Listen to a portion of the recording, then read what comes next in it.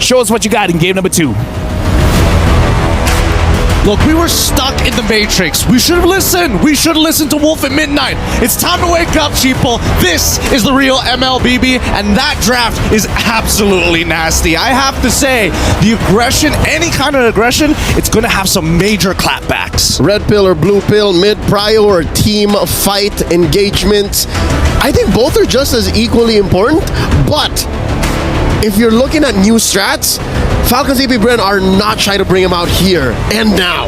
Yeah, I think it's one of those moments where I have to agree with Miracle. Fcap do have a slightly better draft. We'll talk about it a little bit more once we head into the land of dawn. Welcome, people. It's game number 2 in this best of 5 series. Currently, Fcap is 1 point ahead of Liquid Echo. Liquid Echo on blue, Fcap on red. You can see here the GOAT Carl TZ slightly faster on the uptake when it comes to his farm, but that does not stop Falcons AP Bren from doing what they do best. Again, our analysts mentioned this.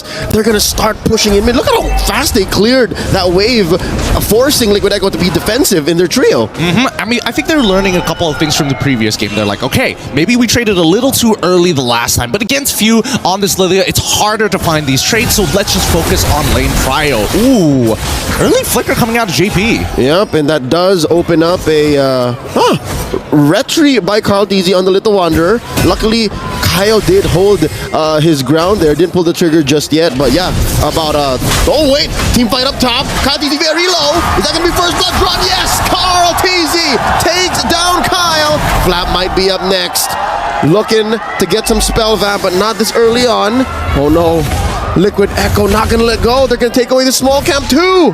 They gotta take everything, right? And I think that Ogun, as much as he wants to use this Guardian's Bulwark to deny, it's really not gonna mean too much. But at the same time, right, I think that Kyle, he already found the value in that first flicker, and now Carl TZ just has to choke him out of farm for the rest of this game. We're gonna see how things are gonna progress, but in the meantime, right, first turtle coming up in 15 seconds, and I think that Falcon AP Bren, they might just give this up. Give up the first one, wait for the second turtle, and then play to the strengths of their comp. They're great at taking fights and then slowly peeling back, while Liquid Echo is like, we're good at holding ground and pushing forward. Which is a very similar dynamic from game number 1, and it's that awareness, it's that answer to who's the beatdown that Falcons AP Bren used to win game number 1 so handily. But how about now that they're down 1 kill, about 200, 300 gold, it's still them first to the scene, pulling the turtle slightly up. Can Kyle and Carl make it on time? I definitely think that Carl can make it on time, especially with Shield Unity, but honestly, both teams recognize that this doesn't seem like a very fruitful fight. Like, we could fight for this, but really, what are we going to get off of it, right? Because it's more ideal for Liquid Echo, because if JP gets that Minoan Fury, it's kind of hard for Falcons AP Bren to re-engage into that fight, and that means that Ogwin needs to sit back when he really wants to be forward to deny skill shots. And we really haven't seen much from that tree. Up top! Oh no! Sanford! Taken out by Flap and Kyle, and now that's a man down. Liquid Echo have to fight for this turtle while missing out on a final slash. Here we go, the full-on engage. Looking for that secure. In comes JP. Kyle TZ secures the turtle. And then we know if you're by JP, finds no one. At least not in lethal range. And Kyle TZ here taking his small camp while Sanford and Sanji come in. Quick diversion play. And Falcons AP Bren make themselves scarce. Woo! I mean, it's 1-1 so far. Everybody's trying to make sure that they aren't dying to silly little things, right? They're just trying to make sure that if they are going to get a lead, sure, don't let them extend it. Keep them at bay. Again, this is real Mlbb now. So there are no such thing as nothing fights. Nothing comes for free, and everything happens for a purpose. Super Marco, throwing out the SOD up top. Could this be round 2? Sanford vengeancing from one to another. Still a replay from about a minute ago. Flap and Kyle take him out again. I mean, they've been doing this time and time again, and I'm curious to see, is this because of, the mechanics? They're trying to punish, like, if you want to show off your mechanics, sure, let's see how much you can test it against us as a more consistent comp, and honestly, an easier comp to pull off from the side of Falcons AP Bren. I think that Liquid Echo really need to start thinking where they need to find these resources. So far, there is a huge lead for Flap TZ over Sanford, and a slight lead for Benny Cutie over Super Marco. That's Corrosion Scythe and change on Benny Cutie's carry already. 40 seconds until the next Lord is spawned, and I think we've yet to see the full breadth of what Sanji can do with that diversion. I think there could be bigger turns, especially when the Lord comes up. I absolutely agree with you, but at the same time, it's on condition, right? Where's the penalty zone? Has Kyle Teasy used all three of his abilities? Has Ogwin used the Numenon Blast? Because even if you do get a flank, that Guardian's Bulwark is super annoying. Deflecting projectiles back at you, that takes away a lot of value from Sanji. Which I think counts a majority of Liquid Echo's true damage, right? I mean, main damage sources. The spells Sanji throws out, those are all projectiles. Benny Cutie's light wheels, those are all projectiles. Also very, very true, right? So Ogwin can get a lot of value in this game, and if it deflects into the right direction, who knows? He might actually, I mean, somebody might actually get a friendly fire kill. Turtle already started up. Sanford gets sent through the diversion. Ogwin used Flicker, and there's a big jump in. Sanji taken out by Flap. SOD spent in. Kyle Teasy taken out by Sanford. Kyle Teasy secures the turtle. The fight collapses towards TLPH's side, and Sanford dashing on through. Super Marco, spear, lets him through, and they let him go. Falcons AP Bren, not enough firepower just yet. Instead says, we'll move over to the turret. And now they have to hold. Unfortunately, I mean, Sanji did have his Flicker available, right? I think he wanted to, it was extended a little bit. I mean, Marco does, No, not like this. Super Marco gets dashed in on, survives with just 1 HP. Sanford goes down. Revenge strike and all. Now Carl Teasy up next on the docket. Will he get popped? The answer is no. Still survives. Looking for the clapback from Liquid Echo. They're both backing off. Yep, great peel from Sanji and JP. JP's waiting for that yin-yang reaction to occur, and then he jumps on in. Let's look at that replay one more time, right? Because Super Marco here, honestly, I definitely felt like he should have died, but you could see that everybody were blocking the projectiles from Carl Teasy, meaning that only Sanford was capable of taking him out. And when the Purify occurs, it also gets rid of that demonic mark, so he doesn't get a reset. Yep, looking at the gold lane per lane, so far it's the same story. What I'm thinking here is Liquid Echo, they're just banking on Benny Cutie. He's the only one with a true lead over his lane mate, and if it comes down to it, that might be what matters, really. Benny Cutie versus Super Marco. I think Few is going to play a role in that as well, right? Like Sanji, a little bit less because of Ogwin, but nothing really stops Few. If Carl Teasy is too far, he's going to really struggle to get out of there once the Ice Queen wand is built, and the only person who can really force out that Black Shoes is going to be Sanford, or maybe even JP. You never count out idle na mga kids. Few has been quiet here in this game, and maybe even better than the Julian he played from game 1. He easily takes control of these bushes. Look at that! He denies Carl Teasy vision. I mean, Carl Teasy still got the Lethal Wander at the end of the day, so he spots both of them. He knows Ogwin's in that bush on top of it all. And in the meantime, just notice that despite Kyle, hey, I'm already 0-2, but I have 3 assists, and if you just supercharge me a little bit more, I might be able to one-shot Sanji. Final turtle up, less than half health. In goes Carl Teasy with the Ignite, finds a Flap Teasy. Turtle here approaching Retry range. The penalty zone coming in. Carl Teasy still secures the SOD, finds all of it. Final slash taken on Kyle Teasy, and now Falcons AP Bren retreating. The diversion sends 3 in. Liquid Echo are on a stampede. They try to take down Ogwin, but the Bulwark will keep him alive. Oh my but maybe God. only for a second longer. Ogwin barely up. Carl Teasy finds his man. And now Flap Teasy cleaning up. 3v1, can he do it? He doesn't have the abilities. He's eventually going to fall unless he gets a trade back. Oh! He gets at least one before he goes down! But Carl Teasy ends it anyways. Now here comes Flap pushing all that remains from Liquid Echo out of their jungle. Let's see how that all went for TLPH's way. I mean, look at this. They clumped up too close together, and I think that JP, after he does the initial jump in, he needs to get back out. The execution is really, it stacks up the more damage you take, so make sure that when you get tagged by it, just minimize your trade. Just back up. Take one step back. Not to mention the spell vamp from all of those targets. So he got maybe a little bit more HP that allowed for him for one more strike to get that kill regardless. 5-5, 24k to 23. Here's a diversion. I wonder if Kyle knows. I mean, JP already showed himself, and Sanji's going to open up that map to see Kyle Teasy in that bush. In terms of items, Flap Teasy, the fact that he's gone for these Queen's Wings, he knows that he's going to be deep in the sauce. Yep, and now he picked up the War Axe at 5-1-0. This isn't the usual situation you see a Terizla in. Again, he's a very low econ hero, but when he has the items, and when you put on a hero, or a player, rather, such as the Filipino cannon flap, you end up with this. And he's strong. He's really, really strong. The only one who can really deal with him right now is Benny QT. Now with the War Axe, it's going to be even more devastating. It's like, oh, you commit everything onto him. He's still fighting. He gets one big hit, and everybody, it just maxes out his War Axe, and Sanji, he's like, please don't make me flicker. But the question is, do you really want that kind of situation? Don't you want all the farm and all the gold on a scaling hero? Terizla caps. Terizla does cap, but it also combos extremely well with Kyle TZ. Not to mention even Ogwin. This could set up some big plays for Super Marco. And I mean, obviously Few is going to enable that, but at the end of the day, it all comes down to, can you hit the penalty zone? And we've yet to see it. We've yet to see it. 10 minutes in, a diversion play here, sending Benny, Sanford, and JP down. Something tells me Marco smells something is afoot. Something isn't right here, and I think Marco's like, you know what? I'll just let the wave come to me. At the end of it all, Liquid just trying to... And that confirms it. That's a jump scare. It's a horror game, but that means on the opposite side of the map, Falcons AP Bren are going to push TLPH out of position. Yep. One thing you know about a diversion is you can send people out, but you can't send them back. So that means the trio from TLPH had to walk the long way, which allowed for Falcons AP Bren a moment of aggression, but now we reset. Super Marco maintaining his placement down there in the bottom, pushing out that wave. All this while, Kyle DZ was managing top. Yep, and I think, you know, now the side lanes are starting to even out. Well, maybe not for Sanford here, but everybody else starting to find their own footing. Small, very small leads. Oh, the fight begins. Could this be the turn? Flap DZ taken out. No answers except for Minoan Fury, forcing JP to flicker back out. Oh, no.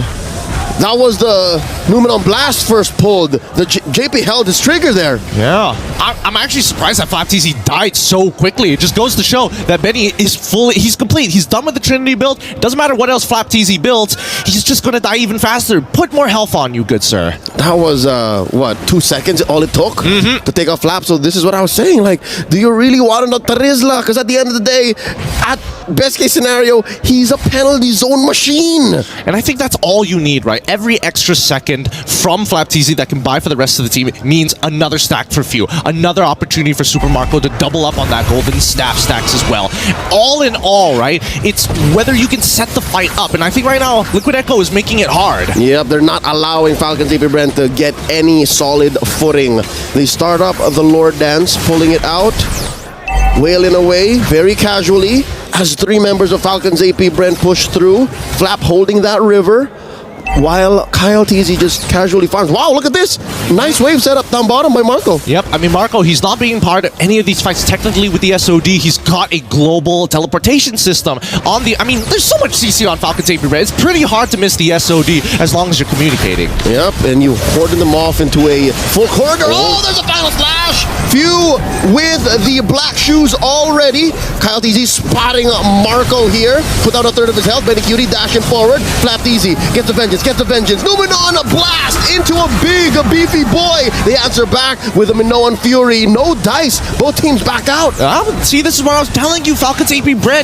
Yes, they can take space, but they can also give up space and kite backwards really nicely, as long as you chain your abilities well. Kyle is throwing down the chains. Hey, you can't walk forward. Numenon Blast comes out in time, so that, unfortunately for Benny QT, who is very short range, must take a full step back, if not dash backwards. Something tells me this comes down to not just the damage dealers. We keep talking about Few, Sanji, Benny, Marco. Hey, maybe it comes down to the roamers too. You want to have a big Numenon Blast to set up, a big Minoan Fury to reply with, and then maybe that's why Liquid Echo is so good at controlling this now, is because they have the easier to pull off CC in their XP laner, the final slash. I mean, there is some extra layers to it, right? Because Liquid Echo, because they have consistent ways to engage, those are the main two. They're looking at JP as well as Sanford. They're not too bothered by Carl TZ because they know they can peel one guy off, but Sanford is a different story. These are both immovable objects. That's what's happening here. No unstoppable forces just yet. Sanford sent over into that small brush. Few knows that he's there, and all this while, look at this. Marco just continuing to work on that wave. I mean, they already pulled that trick up with the mid tier 1. I think they can't afford to keep sending Benikudi down to clear that wave. Look, they just gave up. They just let it happen. Exactly, and this is what we call tempo, right? Falcons AP Bren, they know that they've got the drop on Liquid Echo. They know they can hold their position and give it up at the same time. So when Super Marco gets these small pushes and they pull backwards, reset the Lord, do it all over again, and Liquid Echo is like, no, we have to respond. We need to take this space. Oh, Lord is at the point of no return. Oh, they do go for the reset and they try to melt down Few, but it's not going to happen. In comes JP, the final slash. We get caught. There's a dash by Kyle Teasy, bursting them down. Sanford falls. The Minoan Fury has been used. The Numenon Black pulled out. The diversion used to retreat, but it's not going to happen. Fcap walk away with a pickoff, and they continue to push in. They're not sending anyone home. JP holding his ground. The SOD coming in. Marco gets caught out. There's 3 over there, but is that enough?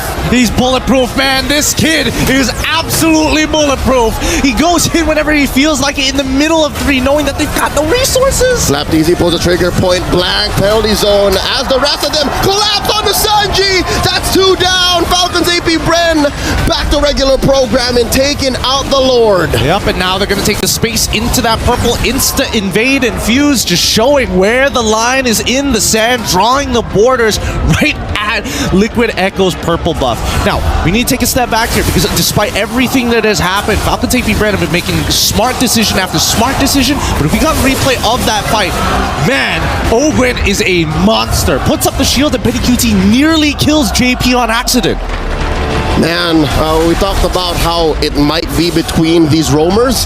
Ogwen has eyes behind his back. He set everything up so that Falcons AP Bren can walk away with, again, the correct small victories that allow for that huge turn. If we were counting out as a Lord Dance, I'd say that lasted a good 3 or 4 minutes. Honestly, I would say even more because of how many waves had to spawn each and every time, right? We saw like, what, 6 waves? So yeah, you're definitely on the correct estimate here with the Lord already knocking on their doors. I think Falcons AP Bren, they want at least, at a minimum, 2 inhibitors. Oh no, the cavalry taken out of their breath. We're currently in the skies because the map has been turned red. Falcons AP Bren are soaring through, managing to get a 3-wave sync. This bottom lane inhibitor is going to get taken out. Up next on the docket, top lane, mid might be up next as well. Where did this 6K gold lead come from? Falcons AP Bren are threatening to expose the base. And they get it. They get everything and a little bit more. All 3 inhibitors are down. The best situation for Falcons AP Bren. I think the major issue here is that Liquid Echo, they don't have a means to disengage from these types of fights. When they've committed all their resources, then it's gone, right? There's nothing else. You can't pull back. The simplest form of this were the multiple diversion play attempts. They would send 2 or 3 out across the map, and when it doesn't work out, all right, we'll spend the next 10-15 seconds walking back to where the dance began anyways. So we'll see if there's anything up left in the sleeves of Liquid Echo because they need to pull that out a minute from now. And again, maybe you could say this is a different angle, but it's mirrored. It's literally mirrored. They're just moving down to the lower quarter, and it's likely Falcons AP Bren could pull the same trick. I think they're probably going to pull the same trick if I'm being perfectly honest. And I mean, based off of the items as well, I don't think it's going to be necessarily enough because half the time they're just sustaining through. Worst comes to worst, when you think you're about to make the super play, then of course the man with literally super in his name shows up and knocks you back. All right, in that last moment where he SOD'd into 3, you made me a believer. I mean, I was a believer from day one. He is indeed bulletproof, but how? Well, you know what makes him bulletproof isn't even really his own skills. It's the rest of his teammates. Like, they allowed for him to do that. They're probably screaming at him, they've got nothing, and he's like, okay, I'm going. And again, 1 and 0 and 1. That definitely was a punishable play, but the rest of Falcons AP Bren made sure Marco would not fall. Now the Lord has spawned Carl DZ and JP in the proximity. Again, Liquid Echo don't need to panic. They have the cross-map play. Sanji here holding a far bush, and the rest of Falcons AP Bren looking to, again, put up a barrier. It's a huge box they're playing with. Marco wailing away at the Lord. They're gonna help to go. Easy with the steal! Easy with the steal! The Numenor Blast keeps him in place. They are gonna punish him. He's still alive, rolling out. His immortality still intact. Down goes Sanji. The Minoan Fury spent in. Few from the side lanes here. JP taken out. Oh, here we go. Winter Crown spent. Few gets taken up by Marco. Benny traded out too. And they're still going. They're still going. Two left for Liquid Echo to defend. And they're counting bodies. Down goes Easy. His immortality popped. It's possible they could look to this. Sanford down. It's a wipeout. Falcons AP Bren at match point. Fcap is here. Falcons are here. They've done such good work in truly stretching TLPH like pizza dough on that match. Now in